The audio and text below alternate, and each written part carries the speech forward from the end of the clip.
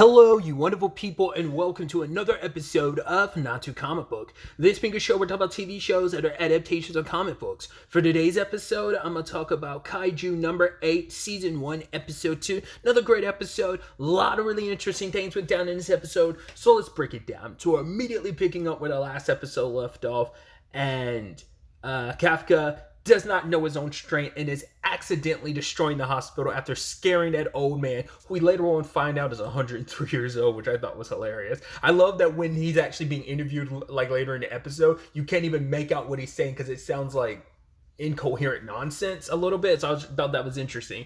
But poor guy, I mean, the fact is you gotta give him credit for having a strong heart, even though like passing out from shock when Kafka tried to smile to pretend to be like, oh, I'm not scary, but he's accidentally destroying parts of the hospital. He's like, oh, let me go out the window, rip part of the wall from the window.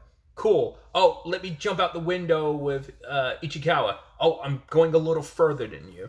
So, yeah, I got to go on the run with the defense force after them.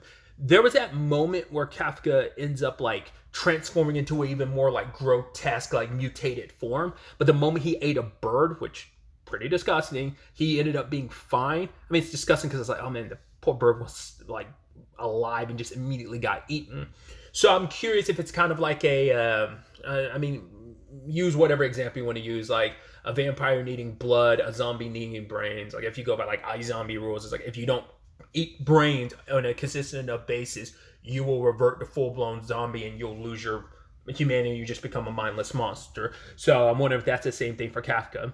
Which I'm also wondering, like, does it have to be living? Obviously it doesn't have to be humans, but I guess that's how the Kaiju survive. But also, he can do it off of birds. You know, sometimes vampire stories will have that, like the vampire that doesn't want to drink from humans, eat and like suck the blood of like animals to kind of, alleviate that. So I'm wondering if that's going to be Kafka's position going forward.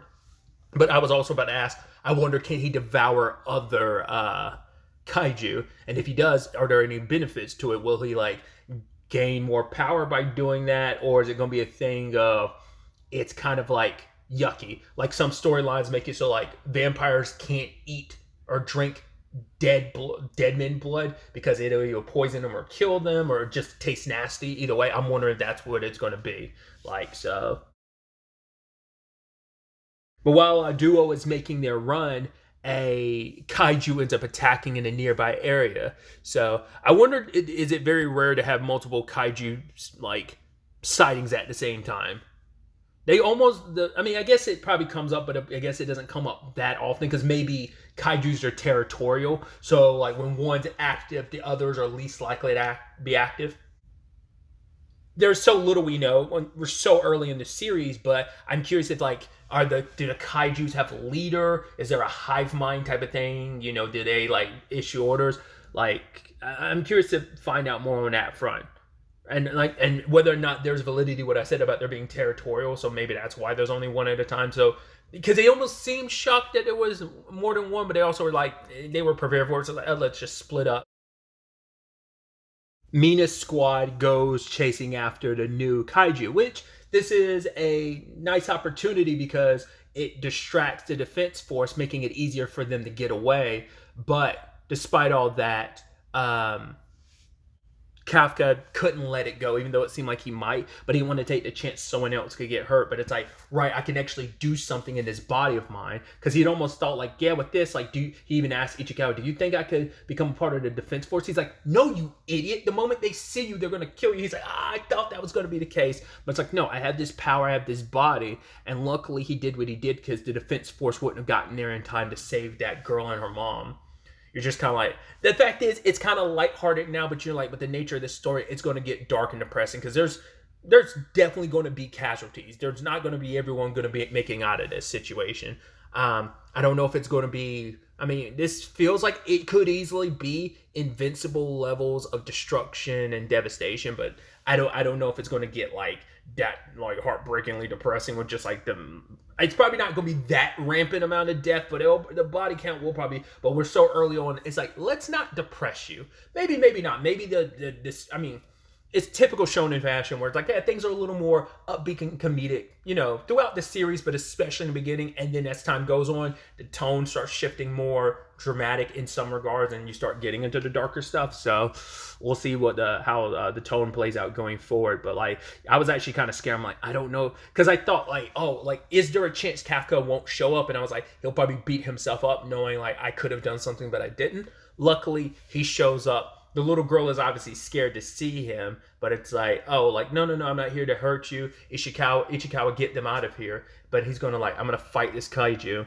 It's like, what are you going to do? And it's like, I'm going to hit it as hard as I can. And basically he charges up. So I guess this ability revolves around electricity, maybe. I don't know.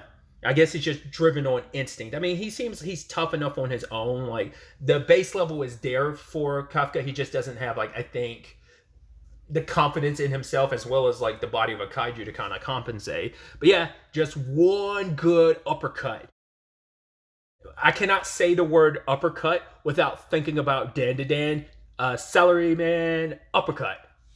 Or is it just celery? No, it's celery uppercut. I cannot not think of that now when I think about the word uppercut. That's forever ingrained in my brain now. But either way, powerful hell of an uppercut. I love that. Just like, it just kind of floats and its body bubbles up and then explodes, and just love the pause, and then the guts are coming down, and then just the pool of rain blood coming down. And obviously the little girl is still scared of Kefka, but he's like, hey, don't worry, the defense force is going to be here soon, it's going to be okay. And so seeing a little girl, and it made Kefka feel like, right, I can do something. And it made him think about Mina when she was younger, the promise that, like, right, as long as we're together, we can do anything. Which got some clarification. Their moms were still alive. So I don't know about their dad situations, but their homes were destroyed. But it probably is a thing of the evacuations happened. So it's probably like, hey, the casualty they know was like that cat. Mina brought it up in episode 1. A cat that she liked ended up getting killed during the kaiju attack. But their homes and their school might have been destroyed. But, it seems like they're pretty good at evacuating. Once again, we don't know how long the kaiju thing has been going on in this world. But thinking back on it and looking at this little girl inspired him of like, no, like, Ichikawa, I'm going to see this through. Like, I'm going to become one because I want to be by her side. Because for him, it's like, I made that promise to her because he thought it was all over. It's like, just when he determined himself, I'm going to do this, this happens to him. But now it's like, no, I'm still going to continue redoubling my efforts. So later on, Ichikawa and Kafka are gone, and Mina shows up at the scene, and the little girl hears from Mina being like, don't worry, I'm gonna kill all kaiju. She's like, oh, but could you like spare the good kaiju? And Mina's almost got that look like, wait, what? And so that drawing is all they have as an eyewitness depiction, because her mom was passed out at the time, so she's the only one that saw him. And obviously I don't know if that was, I assume that's a little girl's depiction, because they have 2 witness testimonies to put together, the old man and the little girls. So, but Kefka's made history because he's the first and only kaiju that's managed to escape. We also find out where the number 8 comes from, that it's a byproduct of, it's one of the few kaiju that's gotten a code name. So I don't know what that means necessarily, like, because the monster that attacked this episode is the same one that ended up attacking Ichikawa and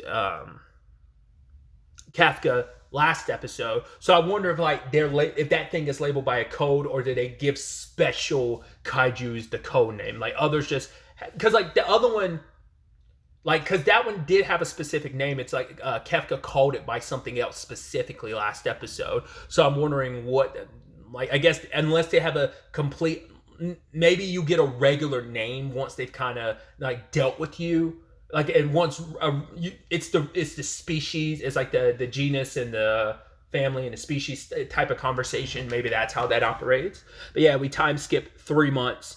He's still on the run. There's some criticism of the defense force can't find this one kaiju, which I'm sure will probably hurt their reputation as a whole, specifically hurt Mina's, maybe, but we'll see how that plays out in the long run.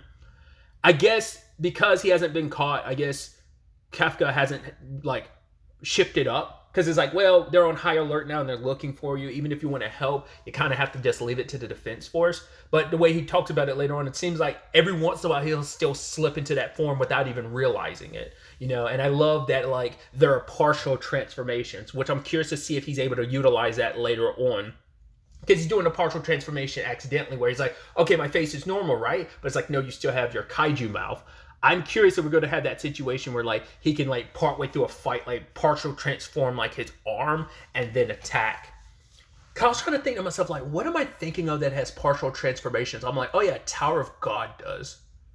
I'm sure there's other stuff too that has partial transformations. I'm just not thinking of anything off the top of my head. But, like, you know, the thing of, like, you can, like, I mean, I guess you could almost compare it like the Luffy, how he can use, like, the Gear Third to, like, elongate, like, and buff, like, make a massive version of his arms or his legs. So I guess I was wondering if it's going to be something like that. If that's something, you know, potentially in Kafka's repertoire, I guess. Either way, the Ichikawa and Kafka have worked together to, like, put in, like, trying to take the exam for the defense force again. And Ichikawa passed, but it also turns out so did Kafka, which even his boss, I'm assuming that guy is his boss, but they're all proud of him because it's like, yeah, this is his last opportunity. So they, you know, like I said, I don't think they knew how important it was to him, because we find out I was right. Based on that little flashback, it did give me the idea, but I was right. He has taken it and failed multiple times, and to the point it just became so disheartening that he gave up. And once again, I think for Mina, that's the biggest issue, that you gave up. But yeah, we also find out there's multiple parts to it. There's the first part, which is the written part. I can only assume the second stage is the practical stage. Maybe the second or third. We'll have to wait to see. But Ichikawa came to let him know that he passed, which, and once again, he's always gotten past the first stage. It's the second stage that's always giving him trouble. And we'll have to probably wait till next. Well, not definitely have to wait till next episode to find out what that second stage is and what was, like, messing him up the entire time. But obviously, it's like going full speed ahead with this situation will put him at the heart of the defense force. And if you slip up and transform in front of them, they will not hesitate to kill you. But for him, it's like, I'm still going to risk it all because this is what I want to do. And I think he's like, I owe it to myself, I owe it to Mina, and I also owe it to, like, trying to do something for the world. I want to help and I want to fulfill my dream, but I also want to help people, and this is how I do it. Ichikawa was just kind of being like, whatever, like, you know, you fail, that's on you, because it's like, to me, going forward, we're rivals in this situation, so don't expect me to kind of cut you. And it's like, even if you fail out, I'm still going to move forward, you know. So but yeah, they 10 days later is the time for the second stage, and we get to meet some of our fellow, I guess, call them cadets. I'm just basing it, just got Go-Go Loser Ranger in mind in that regard. Guess that's another recent, like, partial transformation situation with the Dusters. I guess some of the boss monsters are like that too. But anyway, tangents and all that aside, we're kind of seeing some of, we don't get proper introduction to them, but we are seeing a few of the other cadet people that we see in the outro, that kind of like, oh, we're going to be sticking around them. They're going to become, like, some recurring side characters. We also get to, or, you know, maybe more important main characters, but we get introduced to Kikoru. When she references her name being from, she's like the Shinomiya, Ichikawa recognizes that name, so she kind of gives off the Hime Ojo-sama vibes, like that princess vibe. So I'm like, she probably comes from a very prominent family. I thought it was interesting when she showed up having that suit. I was like, oh, I would expect that'd be something you'd have after becoming a member of the defense force, like you'd get, like, a power suit or something. So why does she have that already? Maybe there's extenuating circumstances. Maybe it's just like, hey, she comes from a wealthy family that got her that. Or maybe it's like, maybe it has something to do with her situation being like, she needs to suit. We'll have to wait to see. But she's very like, I'm going to get my own way. It's like, yo, I need you to move that car because I need to park. It's like, there are plenty of other parking spaces. It's like, old man. And he's like, old man. He's like, I'm 32. Does that make me old? She's like, yes. And turns to Ichikawa. Ichikawa's like, it does. He's like, no, like, I'm still young at heart. Once again, that's the trope. Like, hell, you're in your mid to late 20s. compared to like a teenager or whatever, you might as well be digging your own grave, but like you're already at death's door at 30, you know? So I'm it's probably going to be a situation, funny enough, that he'll probably be the oldest person here because he is at the cutoff point. This is his last shot and everything. Oh God, I'm blanking on his name, but there was a character pretty much like that in the, speaking of Go Go Loser Ranger, there's a cadet who was the oldest member of them. So I get the feeling like he's probably going to catch a lot of that old man flack going forward because of that. Either way, she wants that spot because it's 55 and 5's her lucky number. She activates the suit and tosses the car. And it's like, yo, she's all about, I'm going to wipe out all kaiju. And it's just kind of like, oh, that's the last person you want to be around right now, especially when she gets close to him and she can sniff. She's like, why do you smell like a kaiju? It's like, oh, cool, you're going to be that character who can smell something's off. So that's definitely going to be interesting to get to know more about you as well as the other characters. And like I said, step into this exam situation to find out where all this ends up taking us going forward. I should also note, it took me by surprise last episode. I was like, is that going to be the outro song? It's a One Republic song. I'm not well versed in One Republic, obviously. There's that other song I know of theirs, but like obviously Apologize is the one I know the best. And then like Young Blood is the intro. I was like, that's so, I mean, the intro in general is kind of interesting, like how it's stylized and stuff. It almost doesn't feel like an anime intro, I think because of the music and stuff, but no shade or anything. It just kind of threw me for a loop. I was like, it's interesting that would be like, I'd expect that from like an American cartoon, not like a Japanese anime series, you know. That's kind of an interesting thing. I mean, I guess it's no different from like the most recent Devil May Cry having Limp Bizkit's Rolling as its intro.